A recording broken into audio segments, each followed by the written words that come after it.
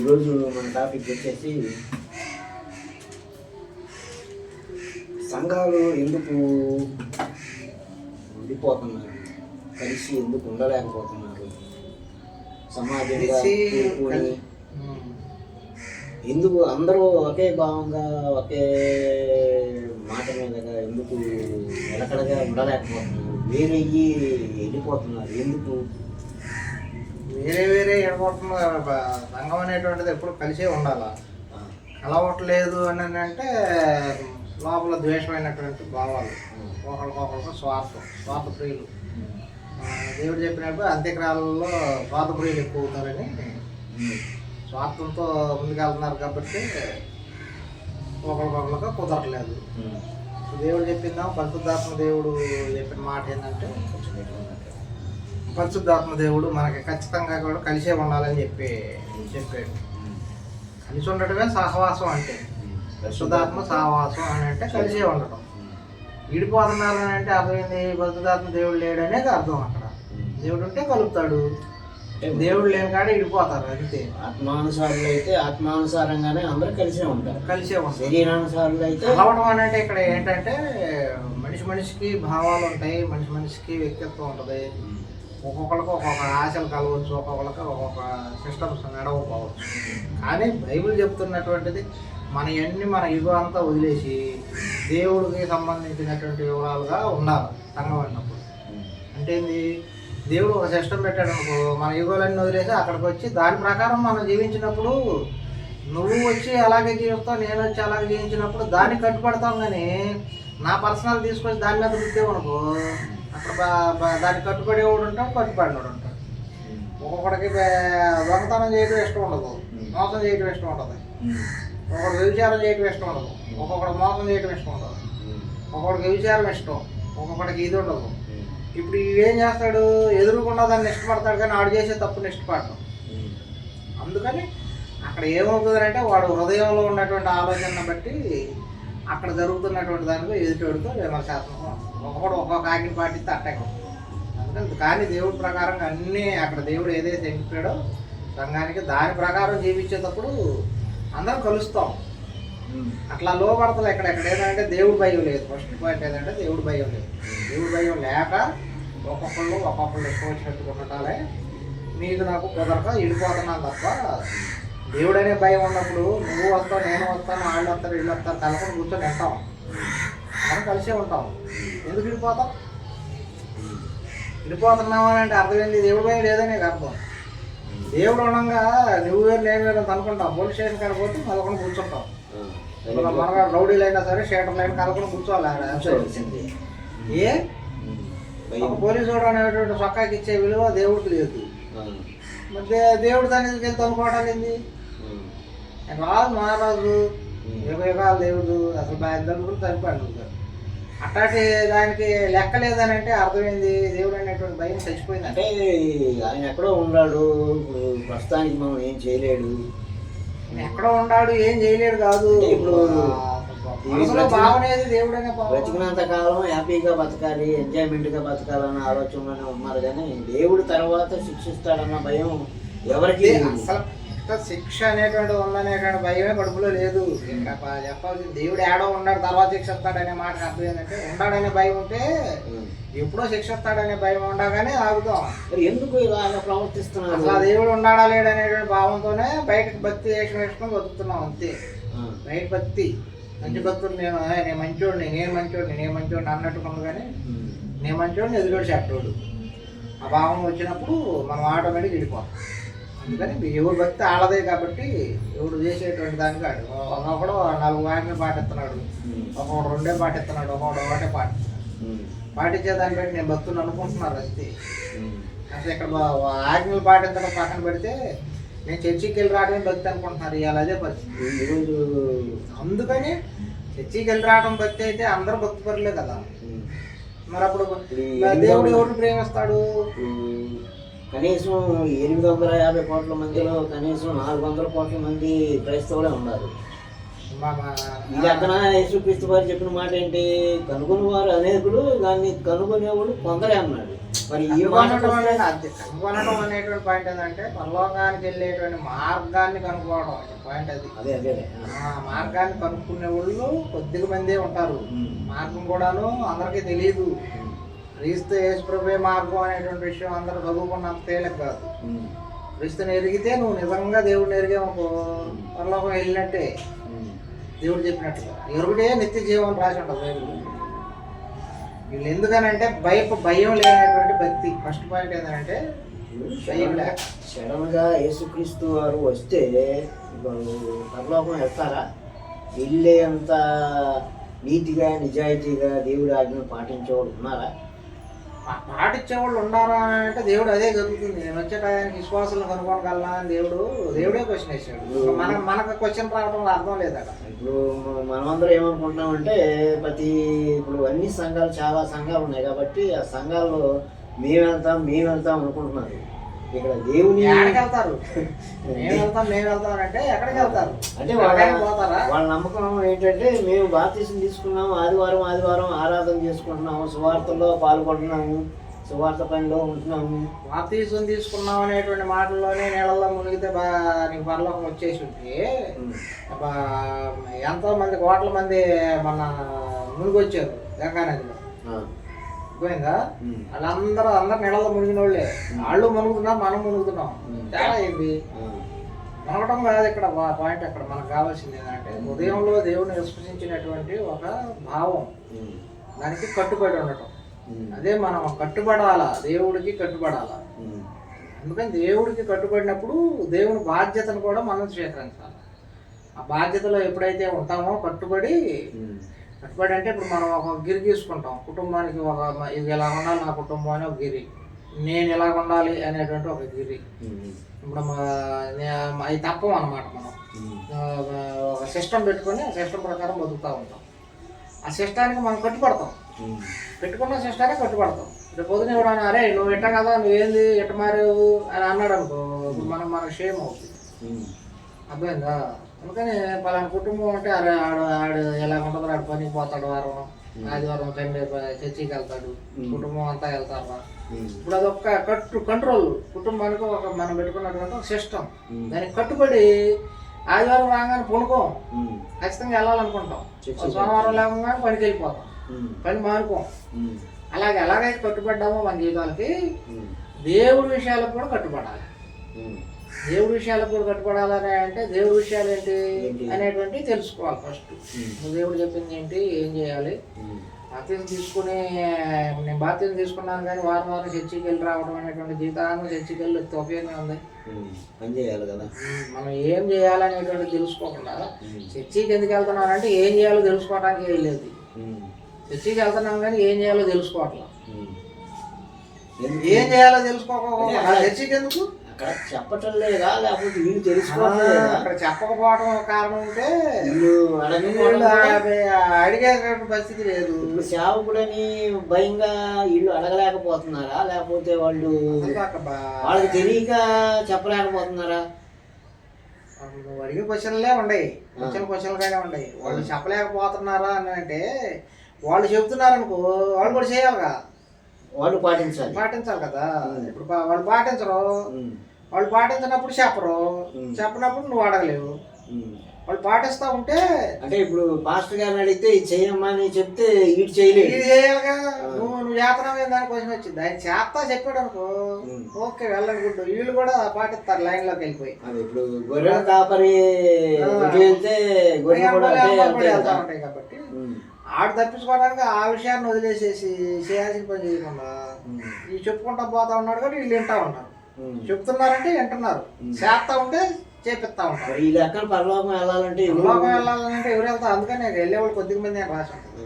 కొద్దిగా మంది అంటే ఎవరు వాళ్ళు కాపాడుకోవడమే, మనం కాపాడుకోవడం తప్ప ఎవరు వచ్చి మనం కాపాడడం. మా దేవుడు కాపాడడానికి ఒక ఆజ్ఞ ఇచ్చేసాడు. నేను రక్తం ద్వారా కాపాడడానికి ప్లాన్ చేసేసాడు, ఉమ్, అయిపోయింది. ఇప్పుడు మనం ఏంటంటే దాన్ని పాటించడమే కానీ ఇక ప్రత్యేకంగా నాకు చెప్పు అని దేవుడిని ఏం అడుగుతాం? బైబిల్ ఇచ్చేసాడు నువ్వు, బైబిల్ ఇచ్చేసాడు. నువ్వు ఏం చేయాలో ఇది అలా రాసి పెట్టుండే దాన్ని పాటించుకుంటే వెళ్తామే. నువ్వు నమ్మితే పాటించుకుంటే అంటే వెళ్తావు. ఇప్పుడు ఎదుటోడు వచ్చి ఇది ఎలా చేయాలి ఇలాగా ఇక చెప్పేది ఏముంది, అట్లా చేయాలి ఎట్లా అంటే చేయాలి. ఇదంతా మాస్టర్లో అవసరం లేదు అయితే. యాక్చువల్ పాస్టర్లు అవసరం లేదు. బైబిల్ దేవుడు బైబిల్ పంపించాడు కాబట్టి నువ్వు బైబిల్ చదువుకొని ఆజ్ఞల ప్రకారం పాటించాలి. నువ్వు బైబిల్లో ఉన్న విషయాలన్నీ కూడాను అర్థం కాకపోవచ్చు. అర్థం చేసుకోవడానికి మనసుకి దేవుడి విషయాలు కాబట్టి మనకు అర్థం చేసుకోవడం కష్టం అవ్వచ్చు. ఇప్పుడు పరిశుద్ధాత్మతో సహవాసం చేస్తే నేను నేర్పుతాను అంటున్నాడు కదా. అందుకని దేవుడు ఏం చేశాడంటే అర్థం కాదు కాబట్టి పరిశుద్ధాత్మ దేవుడిని మనకి ఇచ్చాడు. ఆ పరిశుద్ధాత్మ దేవుడే మనకు అర్థమయ్యేలాగా చేస్తాడు. నువ్వు అందుకని దేవరాత్రులు ధ్యానించేవాడు ధన్యుడు అని రాసి ఉంటుంది. బైబిల్ నువ్వు పద్దా చదువుతూ ఉంటే దేవుడు అర్థమయ్యేలాగా నీకు అన్ని అర్థమయ్యేలాగా చెప్తాడు. చెప్పకుండా ఏమి ఉండవు. నీకు ప్రత్యేకంగా వచ్చి చర్చికి వెళ్ళి పాటగారే చెప్పాలనే పాయింట్ లేదు. చదువు లేనివాడు ఉన్నాడు, బైబిల్ చదవడం రానివాడు ఉన్నాడు, ఏదో రోడ్డు మీద సంచి తగిలించుకొని చర్చి పెట్టే వాళ్ళు ఉన్నారు. వాళ్ళందరికీ బైబిల్ తెలుసా? బైబిల్ తెలిస్తే కరెక్ట్గా పాటించేటువంటి విధానంలో వస్తారు కదా వాళ్ళు కూడా. వాళ్ళు పరలోకం వెళ్ళాలిగా. కాబట్టి వాళ్ళకి ఏంటంటే కాన్సెప్ట్ బతకటమే. జనాన్ని బాగు చేద్దాం, జనాన్ని రక్షిద్దాం, వాళ్ళు పరలోకానికి పంపిద్దాం తయారు చేసి, ఇలా తయారు చేసి పరలోకానికి పంపిద్దాం అనే ఆశే లేదు అక్కడ కూడా. వాళ్ళని అగ్నిలో నుంచి లాగుదామన్న ఆలోచన లేదు కానీ వాళ్ళకి దీవెనలో రప్పియాలన్న ఆలోచనే ఉండాలి. కానీ మారిపోయి ఇక్కడ అగ్నిలో నుంచి లాగడం అని అంటే కడగాల్సిన పరిస్థితి ఉంటుంది. కానీ నువ్వు ఇక్కడ దీవెనలు అనేటువంటి పాయింట్ పెట్టావు అని అంటే ఆజ్ఞ వ్యతిరేకమైనటువంటి భావాన్ని పెట్టేసావు, అయిపోయింది అక్కడ. ఇంకెక్కడ ఉంది? అదే ఇప్పుడు పెద్ద పెద్దవాళ్ళు కూడా మీరు ఈ పని చేయండి దేవుడు దీవిస్తాడని చెబుతున్నారు కానీ మిమ్మల్ని మీరు రక్షించుకోండి పరలోకానికి వెళ్ళాలన్న ఆలోచనలో లేదు అసలు. వాక్యం ఏడుంది? పరలోకానికి వెళ్ళండి, పరలోకానికి వెళ్ళాలి, ఇలా ఉండాలి, ఇలా లేవ పరలోకం వెళ్ళరమ్మా అని ఖచ్చితంగా చెప్పేటువంటి సేవకులు ఎక్కడున్నారు? ఇలా లేరు. అందుకనే ఇక్కడ మొత్తం అంతా దెబ్బతింటుంది, వ్యవస్థీకృతమే దెబ్బతింటుంది. మరి దేవుడు చెప్పేటువంటి ఆలోచనల్లో బైబిల్లో ఉన్నటువంటి వచనాలు అంత చేయడు అన్ని సంవత్సరాల నుంచి రాపించినటువంటి బైబిల్ గ్రంథాలు ఇవన్నీ మన దగ్గరికి చేరి ఇంటింటికి 4 బైబిల్ చేరినాయి. ఒక్కొక్క దానికోసం ఎంతో ప్రయాసపడ్డారు రాయడానికి. దేవుడు ఎంతో కృతజ్ఞతగా ఎన్నో సంవత్సరాలు పడితే కానీ ఆయన మా ప్రజలకు ఇచ్చినటువంటి మాటలు కొన్ని ఉన్నాయి. ఆ మాటలకు విలువ లేకుండా కానీ విలువ అనేటువంటిది ఎక్కడొచ్చింది అని అంటే మనం దాన్ని పాటించినప్పుడే వస్తుంది. దేవుడు ఎంత ప్రయాసతో నేను 4 మాటలు చెప్తే ఇట్లా ఉండండి రాని లెక్క లేకుండా పోతున్నాం అని అంటే ఇప్పుడు దానికి సమాధానం ఎలా చెబుతాం? తప్పించుకోవడానికి చేసి లేదుగా. కుటుంబాలే నాశనం అవుతున్నాయి అంటే ఎవరి వల్ల నాశనం అవుతున్నాయి? కుటుంబాలు నాశనం అవుతున్నాయి అని అంటే ఎవరు వాళ్ళే నాశనం చేసుకుంటున్నారనే. కుటుంబాలే ఎందుకు నాశనం అవుతున్నాయి? మనం తెలియదు. మన తెలియనప్పుడు మన కుటుంబం మీద భారం పడుద్ది. మన కుటుంబాన్ని నడిపించుకోవడం మనకు తెలియదు. అప్పుడు మన కుటుంబం మనం నాశనం చేసుకున్నట్టేగా. అందుకని కుటుంబ యజమానిగా ప్రతి ఒక్కరికి బాధ్యత ఉంది. వెళ్ళేటప్పుడు ఎక్కడికి వెళ్తున్నాం, ఏం నేర్చుకుంటున్నాం, ఏం వింటున్నాం, ప్రతి దాని మీద స్పష్టత ఉంటుంది. లోకం మీద పడి ఎక్కడ ఏముందో ఎక్కడ ఏమేమి ఉండేవో అన్ని ప్రపంచ దేశాలన్నీ ఎతికి అక్కడ అది బాగుంటుంది, ఇక్కడ ఇది బాగుంటుంది అని అన్నీ తెలుసుకోగలుగుతున్నాడు. కానీ బైబిల్ ఎక్కడి నుంచో వచ్చి ఇంటింటికి చేరిందంటే బైబిల్ని పరిశోధించలేకపోతున్నారు ఎవరు కూడా. అసలు అటువంటి కాన్సెప్ట్లు ఆలోచిస్తే ఎక్కడి నుంచో వచ్చిందని అన్నప్పుడు ఆ విలువ ఉంటుంది. అక్కడి నుంచి వచ్చిన మనిషికి విలువ ఉంటుంది. మీ ఎదురుగా కదా అని పడేసామనుకో, దొరుకుతుంది కదా అని పడేస్తున్నాం. అదే దొరకనప్పుడు జపాన్లో విన్నాం, ఒక అమ్మాయి బైబిల్ చదువుకోవడం కోసమే సపరేట్గా కిలోమీటర్ల నడిచి వెళ్ళి వచ్చేదంట బైబిల్ చదువుకోవడానికి. అప్పుడు ఒక్క బైబిలే ఉంది అక్కడ దేశంలో. ఆ బైబిల్ అక్కడ లైబ్రరీలో ఉంటే దాన్ని చదువుకోవడానికి డైలీ ఈ 20 కిలోమీటర్లు అంత నడిచి వచ్చేదంట చదువుకోవడానికి. ఆ రోజు దాని విలువ ఎలాగుంది, ఆ పుస్తకం విలువ. ఒక అమ్మాయి అన్ని కిలోమీటర్లు నడిచేట్టకి వెళ్ళింది, నడిచి వచ్చింది అని అంటే మాట విలువ ఆ అమ్మాయి అలా గ్రహించుకుంది. నాకు కావాలి, నేను నేర్చుకోవాలని. అక్కడ దాకా వెళ్ళి చదవగలిగిందని అంటే ఆమె ఆలోచన అంతా కూడా ఏంటి ఏముంది అనేటువంటి తెలుసుకోవాలనే ఉద్దేశమే. నువ్వు తెలుసుకున్నాక ఏమైంది, ఆ అమ్మాయి అనేక మందికి మిషనరీ అయింది, బైబిల్ నేర్చుకున్నాను. అనేక మందికి చెప్పగలిగింది. అవును. అప్పుడు బైబిల్ ఒకటే ఉందనుకో, ఆ దాంట్లో చదువుకున్నాయి ఎదుటోళ్ళకి చెప్పడానికి సేవకులు. ఒకటే ఉంది ఇంటింటికి కాబట్టి వచ్చినప్పుడు చదువుకుంటా దాన్ని పాటించుకుంటే వెళ్ళాదమే కానీ వాళ్ళు మోసుకోవాల్సిందే. మోసుకోవాల్సిందే కానీ ఇక్కడ ఏదో అడ్డంకులు లేవు. అవును. కానీ ఎవరికాళ్ళు చదువు వచ్చా రాదా అని అంటే ఉత్తరం వచ్చింది, ఏదో టెలిగ్రామ్ వచ్చింది, పక్కన ఇంటికి వెళ్ళి చదువుకోవాలి, చదువు వచ్చినాడు ఏడున్నాడు అని ఎతికి అట్లాగే ఎందుకు చదివించుకోరు? ఆ అవసరం ఏంటో తెలుసుకోవడానికి అయితే చదివించుకోగలుగుతున్నారు కానీ మరి బైబిల్ గురించి నెక్లెస్నెస్ వచ్చింది, అది చెప్తుంది ఇక్కడ. అంటే ఏముందలే దీంట్లో ఏముందలే అనేటువంటి పాయింట్ని అలా తయారు చేశారు. ఇప్పుడు ఎక్కువైపోయిన కొద్దిగా తొక్కబడుద్ది. ఇప్పుడు కొంతమంది ఉంటారు, బియ్యం కింద పడ్డా కానీ కళ్ళకి అద్దుకుంటారు, రూపాయి కింద పడ్డా అద్దుకుంటారు కళ్ళకి. అదే డబ్బుల్లో పనిచేసే వాళ్ళు కాయకాలు కింద పడతా ఉంటే తొక్కేసి వెళ్ళిపోతారు. బియ్యం మిల్లులోకి వెళ్తే బియ్యం తొక్కుంటా తిరుగుతూనే ఉంటారు. ఏడు కళ్ళకు అద్దుకోవడానికి అక్కడ తొక్కుంటూ వెళ్తానికి తేడా ఏంటి? ఎక్కువైపోయినప్పుడు తొక్కుబడి అవుతా ఉంటుంది. అట్లాగనే ఇవాళ ఇంటింటికి 4 బైబిల్ లేదప్పుడు లెక్క లేకుండా పోయింది. అదే గ్రంథం దొరకట్లేదు అని అంటే దాంట్లో ఏదో ఉంది చదువుకోవాలని మనం నేర్చుకుంటాం, అరే ఆడికెళ్ళి పిల్లలకి నేర్పిస్తాం, అటువంటి భావజాలం వస్తాం. దేవుడు ఏమనుకున్నాడు, ఈ గ్రంథం అనేటువంటిది ఒక చోటే ఉంటే ఒక చోటకు పోయి నేర్చుకోవడం కష్టమైతే ప్రతి ఇంటికి పంపించాడు. ఇంటింటికి మనిషికి వచ్చింది. అప్పుడు దాని విలువ ఎంత ఉండాలి? దేవుడు ఎంత ప్రేమించకపోతే మనిషికి పంపిస్తాడు. అది అంటే ఎవరు వాళ్ళు కన్ఫామ్ గా పోతే ఇంటింటి పాలన అనేటువంటిది ఎట్లా ఉందంటే ఇంటింటి పాలన రెక్లెస్ అయిపోతుంది. ఆడే వస్తాడులే ఆడే చేస్తాడులే అన్నట్టుగా ఉంది. కానీ యాక్చువల్గా పోయి ఒకప్పుడు సర్టిఫికేట్ కోసం తిరగాలంటే ఒక 20 రోజులు 4 రోజులు తిరిగేవాళ్ళం. ఎంఆర్ఓ ఆఫీస్ విఆర్ఓ సంవత్సరం కావాలి. ఆడ ఇంటికి వచ్చి పెడతంటే ఏం కావాలని చెప్పి విఆర్ఓ లెక్కే ఉంది. అట్టాకే లెక్కలేని తనం అయిపోయింది. వచ్చాడు కదా అని గౌరవిస్తే ఎంత బాగుంటుంది. మనకు కావాల్సి చేయించుకుంటే సంతోషపడతాం, ఇంటింటికి వస్తున్నారు మనకు ఇబ్బంది లేకుండా అనేటువంటి కృతజ్ఞత భావం కలిగి ఉండటం వేరు. ఆ కృతజ్ఞత పోయింది కాబట్టి కోల్పోయింది కాబట్టి ఇవాళ అందరూ సంఘం అయిపోతున్నారు. ఏమి లేకపోకుండా పోయింది. ఎందుకంటే సంఘం నాశనానికి వెళ్తుంది. మా సంఘం యొక్క క్రమం పోయింది, సంఘం యొక్క స్థితిగతులు పోయింది. దేవుడు ఎందుకు విస్తృతం చేసేటట్టు విస్తృతం అవుతుంది అని అంటే అర్థం ఏంటి? నాశనం వస్తుందని గుర్తుపెట్టుకోవాలి. ఇంటింటికి చేరుతుంది అంటే అర్థం ఏంటి? అందరికి స్వార్థ అందించబడితే నాశనం వచ్చినట్టే కదా. అంతం వచ్చేసిద్దని చెప్పలా, అంతం వస్తుంది అని అర్థం. ఎవరి దగ్గర రాలేదు, ఒకసారి మంగళగిరి ఉందనుకో, మంగళగిరి పట్టణం మొత్తం ఒకే బైబిల్ ఉందనుకో, అందరికి తెలియజేయాలని అందరు నేర్చుకోవాలంటే అంత టైం పడుతుంది, చాలా టైం పట్టుద్ది. అదే ఇంటింటికి వచ్చేసింది అనుకో, ఒక నాశనం అయిపోయినట్టేగా. అందరికి అందుతుంది అని అంటే అయిపోయింది సినిమా అని అర్థం. పంపించాను బాధ్యత లేదు, దేవుడు ఇక టైం లేదని అర్థం. అది గొప్పతనానంటే టైం లేదని అర్థం. అందుకని ఆ టయాన్ని మనం పోగొట్టుకుంటున్నాం అనేటువంటిది ఇక్కడ వద్ద. తెలిసినోడు జాగ్రత్త పడతాడు, తెలియనోడు అయిపోద్ది నిర్లక్ష్యంగా ఉంటాయి. అందుకని వాక్యాన్ని నేర్చుకునేటువంటి ఉద్దేశంలో దేవుడు ఇంటింటికి పంపించినటువంటి కారణం అదే. అందరికీ జారుతుంది. ఇక్కడ నాకు ఒక సువార్త తెలుసు, ఒక సువార్త తెలియదు అంటానికి లేదు. ఫస్ట్ ఆది కాలంలో సంఘం ఏర్పడినటువంటి కాలంలో 1వ శతాబ్దంలో ఒకళ్ళకి ఒక గ్రంథం రాస్తే ఇంకొకళ్ళకి ఇంకొక గ్రంథం రాశాడు. పౌలు గారు రాస్తూ పరిశుద్ధాత్మ చెప్పి ఆడది ఏడకు తెప్పించుకోండి, ఏడది తెప్పించుకోండి అని చెప్పాడు. పత్రికలు తెప్పించుకొని చదువుకోండి అని చెప్పి. అంటే ఏంది? వీళ్ళకి కొన్ని విషయాలు చెప్తే వాళ్ళకి కొన్ని విషయాలు, వాళ్ళకి కొన్ని విషయాలు, అన్ని విషయాలు కలిపితే ఓకే. అన్ని కలిపి మనకి ఇంటికి పంపించాడు. ఇవాళ నీకు అన్నీ ఇంటికి వచ్చినప్పుడు చదువుకోవడానికి కూడా మనకు ఒళ్ళు కావట్లేదు. చదువుకునే దానిలో ఉన్నటువంటి భావాన్ని కనీసం అది ఏముందో చదివితే అది చేయాలా చేయకూడదు తర్వాత, ముందు అసలు చదివితే చదువుకోవడానికి కూడా ఒళ్ళు కావట్లేదు అని అంటే బైబిల్ బూజులు పెట్టుకోవాలి.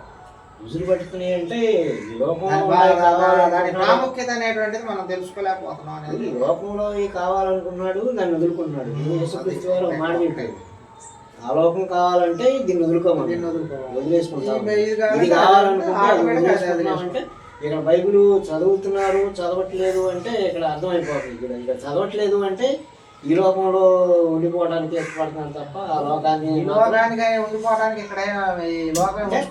ఇక్కడ బతికినంత కాలం హ్యాపీగా ఎంజాయ్గా బతకాలన్న ఆలోచన, రోగాలతో మనుషులు ఆలోచన. ప్రజెంట్ జీవించుతున్నామన్న పేరు మాత్రమే ఉన్నది కానీ పేరుకి మాత్రం మృతుడవే అన్నాడు. అంటే ఇప్పుడున్న రోగాలు, ఇప్పుడున్న పరిస్థితులు, భయంకరమైన వాతావరణాలు, ఎక్కడ చూసినా భూకంపాలు, వరదలు చాలా భయంకరంగా విస్తృతంగా అవుతుంది. యాక్సిడెంట్లు ఇప్పుడు ఎక్కువ కాలంలో 10 సంవత్సరాల నుంచి 25 సంవత్సరాల లోపల ఎక్కువ చనిపోతున్నారు. నా చిన్నప్పుడు ఇప్పుడు సంవత్సరానికి 6 నెలలు తల్లిదండ్రుల మాట ఎవరు ఎంటలేదు. ఇక్కడ తల్లిదండ్రుల మాట ఎంటలేదు కాదు, పిల్లలకి ఇవాళ ఏంటంటే ఫోన్లు అన్నీ వచ్చినాక విషయాలు అనేటువంటివి అర్థమైపోతున్నాయి. ప్రతి విషయం తెలియజేయబడుతుంది, ఫోన్లో చూసుకుంటే అర్థం అవుతుంది. ఇప్పుడు నేను నీకు వచ్చి సపరేట్గా చెప్పాల్సిన అవసరం లేదు, అర్థమైందా? ఫోన్లో అన్నీ వింటానే ఉంటాడు, వింటున్నప్పుడు వాడికి అర్థం అవుతుంది. అన్నీ అర్థమైనప్పుడు ఎలా ఉంటుంది అంటే ఇప్పుడు నువ్వు వచ్చి ఏం చదువు, మా నాన్న వచ్చి ఏం చదువుతాను, నాకు తెలుసు అన్నీ అనేటువంటి పాయింట్కి వచ్చేసి నాకు తెలుసు అనేటువంటి వయసుకి, నా వయసులో నాకు అన్నీ తెలుసు అని అంటే దాని అర్థం ఏంది? అనుభవం లేనటువంటి విధానమే కదా. ఆడేం చేసాడు, అక్కడేం జరుగుతుంది, ఇక్కడేం జరుగుతుంది అనేటువంటి ద్వారంలో అవన్నీ ఎంత ఉంటే ఫోన్ వాడకం అనేటువంటిది పెట్టుకోగానే నాకు అన్నీ తెలుసు, నేను మనగాడిని అయిపోయినా అనుకుంటాను. అనుభవంలోకి వెళ్ళేదా బయటకు వెళ్ళగానే దెబ్బపడు, ఎవరో ఒక మోసం చేస్తాను. అది అనుభవం కాదుగా. నీ వరకు నీకు ఏదైనా జరిగిన దాకా నీకు అనుభవం తెలియదుగా, చేస్తేనే కదా అనుభవం. ఎదురుడు చెప్పేది అంటే ఓకే, దాన్ని తీసుకోవాలిగా. తీసుకోవట్లేదు కాబట్టి ఇక్కడ అనుభవం పోయింది కాబట్టి మనం దెబ్బతింటాం. అందుకని రెక్లెస్నెస్ వల్లే యూత్ చనిపోవడానికి కారణం. యూత్ అంటే ఆటోమేటిక్గా ఎదురు తిరిగే స్వభావాలు అయ్యే. తల్లిదండ్రుల మాట లెక్కలేనితనంగా అయిపోతున్నారు. తల్లిదండ్రులనే కాదు, పెద్దలో మంచి మాట చెవుని తీసుకునేటువంటి పరిస్థితి లేదు, ఈ స్థితిలో లేదు. మంచి మాట అనేటువంటి చెవుని తీసుకోవడం మంచి అనేది లేదు. అది ఎందుకు లేదు అంటే మంచిని యాక్సెప్ట్ చేసే పరిస్థితుల్లో లేరు.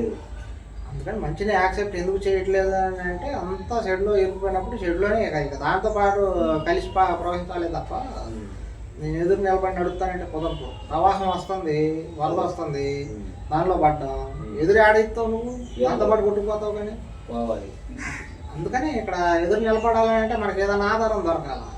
ఆధారాన్ని నేను పట్టుకొని, నేను ఏది పట్టుకొని ఎదురు ఇస్తానని నమ్మకం వెళ్తే దాంతో పాటు కొట్టుకుపోతావి తప్ప నిలబడ.